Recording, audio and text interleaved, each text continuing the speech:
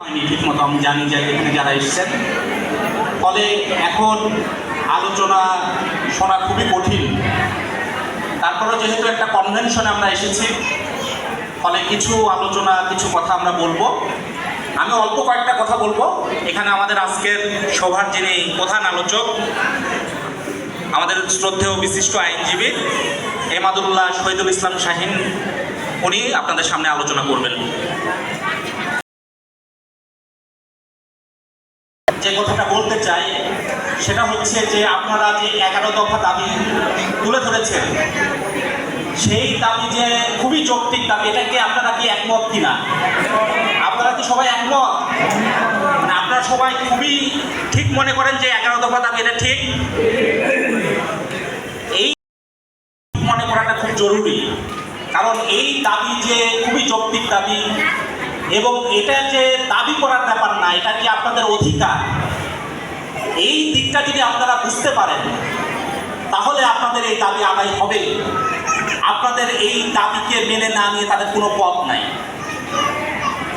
ফলে এটার জন্য কি করতে হবে সেটা আপনারা আমার চেয়ে ভালো জানেন, কারণ আমরা জানি, আমরা দেখেছি যে চা শ্রমিকরা তাদের অধিকার আদায় করে নিতে জানে এবং তারা আন্দোলন করে এই অধিকার বারে বারে আদায় করেছে।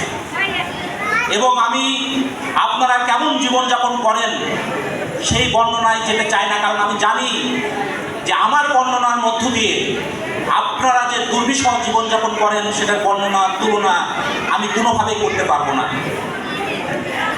কিন্তু এই কথা বলতে চাই, আপনাদেরকে যে জীবনের দিকে ঠেলে দেওয়া হয়েছে সেটা কোনো অনিবার্য ব্যাপার ছিল না। এই জীবন আপনাদের প্রাপ্য ছিল না। ব্রিটিশদের বিরুদ্ধে লড়াই করেছি আমরা। পাকিস্তানি প্রায় উপনিবেশিক শাসন শোষণের বিরুদ্ধে 23 বছর লড়াই করেছি। 54 বছর হয়ে গেছে বাংলাদেশে। সেই বাংলাদেশের শ্রমিকরা আজকে দাবি করতে হচ্ছে যে আমার মজুরি 178 টাকা দাও। এর যে লোকচার, ঘৃণা, ক্ষোভের আর কোনো বিষয় থাকতে পারে না। বাংলাদেশ কি গরিব দেশ? বাংলাদেশ গরিব দেশ নয়। কারণ আপনারা জানেন যে বাংলাদেশে 21টা পরিবার আছে। এই 21টা পরিবারের সম্পদের পরিমাণ প্রায় 5,000 কোটি টাকা। এক একটা পরিবার, এক একটা প্রতিষ্ঠান। চিন্তা করেন, 5,000 কোটি টাকা সম্পদের মালিক তারা। শুধুমাত্র শেখ হাসিনা আমলে বাংলাদেশ থেকে যে সম্পদ পাচার হয়েছে সেটার পরিমাণ 28 লক্ষ কোটি টাকা। তাহলে দেশ গরিব বলে আপনারা গরিব? দেশ গরিব বলে শ্রমিকের মজুরি দিতে পারে না? এটা একটা মিথ্যাচার, একটা ভণ্ডামি। লক্ষ কোটি গরিব মানুষের সাথে একটা প্রতারণা। আপনাদেরকে ঠকানো হয়, আপনাদের যে অধিকার সে অধিকার কেড়ে নেওয়া হয় এবং আপনাদেরকে এরকম একটা জীবনের দিকে ঠেলে দিয়ে তারা এরকম কোটি কোটি টাকার মালিক হতে পারে। মজুরির দাবি যখন আপনারা করেন তখন বলে মজুরি বাড়ালে আমরা কেমন করে চলবো। কতদিন আন্দোলন করার পর আপনাদের মজুরি বাড়িয়েছে 50 টাকা। মালিকরা কি খুব অসহায় গরিব হয়ে গিয়েছে?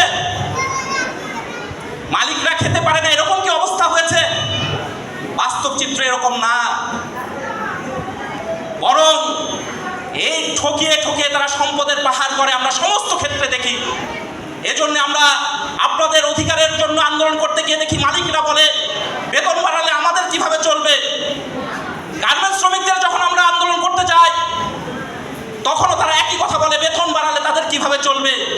অথচ আমরা দেখি তাদের হাজার হাজার কোটি টাকা, সেই টাকার কোনো অভাব হয় না। ফলে দেশ গরিব বলে আপনি গরিব, এই কথা ঠিক না। এই কথাটা আমাদেরকে খুব ভালো করে বুঝতে হবে যে আমাদের অধিকার সেই অধিকার কেড়ে নেওয়া হয়। আর আমাদেরকে বুলি শেখায় যে পরিশ্রম করলে ভাগ্যের পরিবর্তন হবে। পরিশ্রম করলে ভাগ্যের পরিবর্তন হয় না।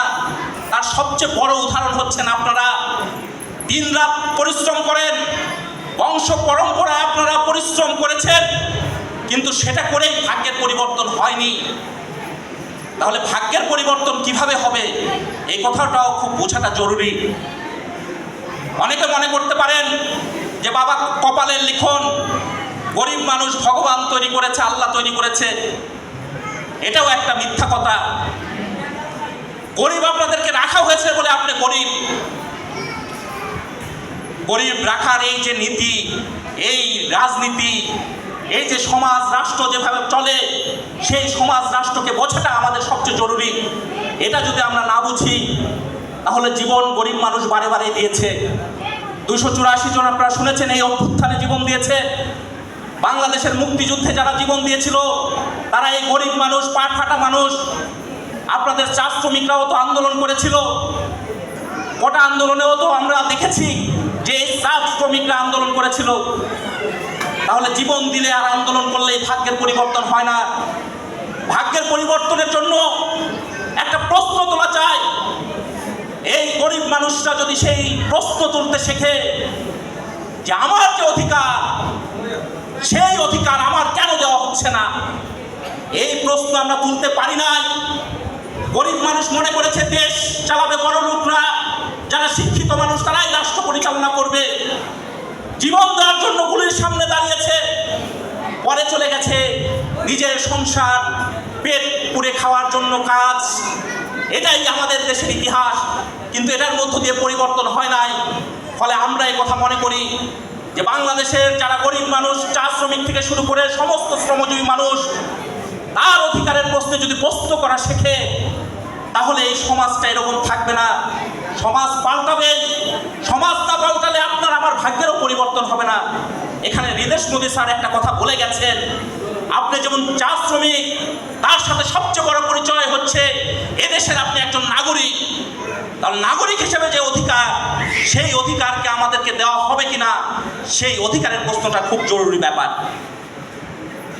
আরেকটা কথা আমরা বলতে চাই, জুলাই গণ অভ্যুত্থান সংগঠিত হয়েছে। এই জুলাই গণ অভ্যুত্থানে আমরা যে স্লোগান তুলেছিলাম সেটা হচ্ছে ফ্যাসিবাদী ব্যবস্থার বিলোপ আর বৈষম্যহীন গণতান্ত্রিক বাংলাদেশ চাই। আমরা এটা প্রত্যাশা করেছিলাম অন্তর্বর্তীকালীন সরকার বৈষম্যহীন বাংলাদেশের দিকে যাত্রা শুরুর একটা ভিত্তি তৈরি করবে। এই সরকার সমস্ত কিছু পরিবর্তন করে দিতে পারবে এটা আমরা জানি, পারবে না, কিন্তু একটা যাত্রা তো শুরু করতে পারত। আমরা এটা আশা করেছিলাম যে গ্রাফিতিতে যে লেখা, যে ভাষা, সেই ভাষার কিছু কিছু জিনিস এই সরকার কার্যকর করবে। আপনারা জানেন গ্রাফিতিতে লেখা হয়েছিল একজন রিক্সা চালকের সন্তানও স্বপ্ন দেখতে পারবে, সেও বাংলাদেশের প্রধানমন্ত্রী হতে পারবে। তাহলে এটা ছিল একটা গ্রাফিতির ভাষা, একটা স্লোগান। আমরা যদি ধরে নিই যে এটা অভ্যুত্থানের একটা আকাঙ্ক্ষা ছিল, তাহলে তার জন্য যেটা জরুরি ব্যাপার ছিল সেটা হচ্ছে যে বাংলাদেশের গরিব মানুষরা যাতে শিক্ষার সুযোগ পায়, তার জন্য এই সরকারের উদ্যোগ নেওয়া। অথচ আপনারা দেখেছেন বাংলাদেশে একটা বাজেট হয়েছে, সেই বাজেটে শিক্ষা খাতে জাতীয় বাজেটে 2 ভাগ বরাদ্দ বাড়ানো হয় নাই। তাহলে সেটাই যদি সরকারের আকাঙ্ক্ষা থাকতো, তাহলে চা শ্রমিকরা সন্তানরা যাতে স্কুলে আসতে পারে, তারা যাতে বৃত্তি পায়, তারা যাতে ভাতা পায় এবং স্কুলে আসার সুযোগ পায়, তার উদ্যোগ নিতে পারত। এটা দিয়ে একটা যাত্রা শুরু হতে পারত। তার জন্য কি অনেক টাকা বরাদ্দ করতে হতো? আমরা জানি যে অনেক টাকা বরাদ্দ করতে হতো না। বাংলাদেশের কোনো মেগা প্রজেক্ট বাতিল করা হয় নাই।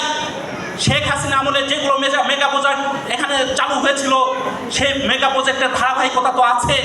হাজার হাজার কোটি টাকা নানানভাবে তো অপচয় হচ্ছে। তাহলে যে আকাঙ্ক্ষা নিয়ে মানুষ জীবন দিল, অভ্যুত্থান করলো, সেই আকাঙ্ক্ষার একটা যাত্রা তো আমরা শুরু করতে পারতাম।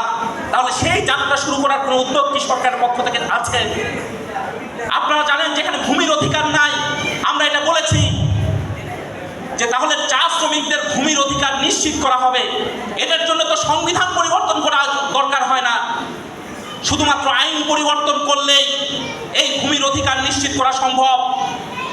তাহলে অভ্যুত্থানের আকাঙ্ক্ষা যদি এই শাসক গোষ্ঠীর থাকতো, এই সরকারের থাকতো, তাহলে অন্তত এটা দিয়ে সে একটা যাত্রা শুরু করতে পারতো যে এই আইন পরিবর্তন করে আমরা চা শ্রমিকদের ভূমির অধিকার নিশ্চিত করব। এটা কি খুব বেশি চাওয়া ছিল?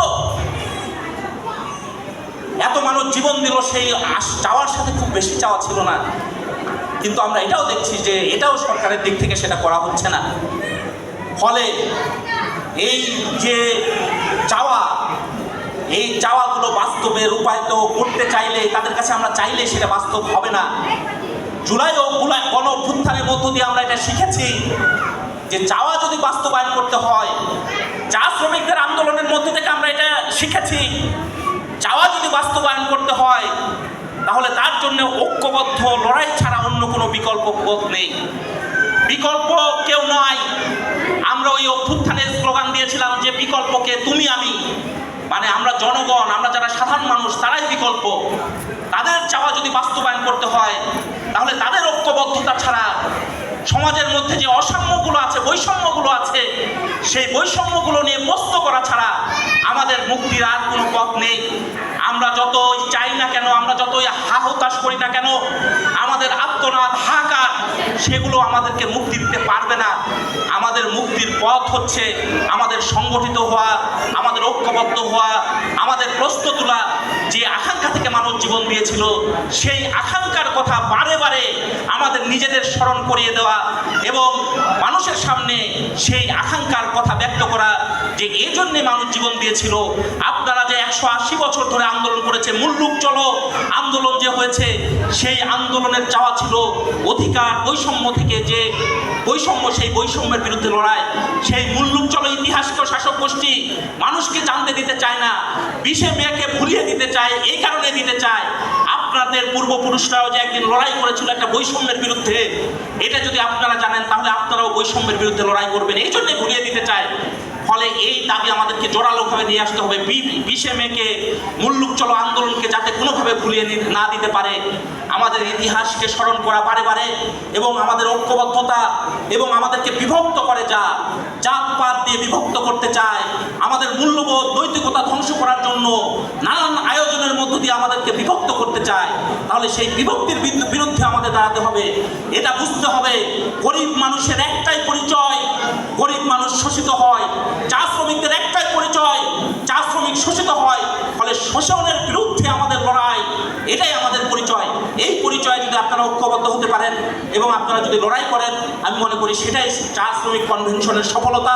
এবং এই কনভেনশন সেটা সারা দেশের চা শ্রমিকদের মধ্যে ছড়িয়ে যাবে এবং চা শ্রমিকরা ঐক্যবদ্ধ হবে, এই প্রত্যাশা করে আবারও আমাদের দল বাসক মার্ক্সবাদের পক্ষ থেকে সবাইকে ধন্যবাদ জানিয়ে আমার কথা শেষ করছি।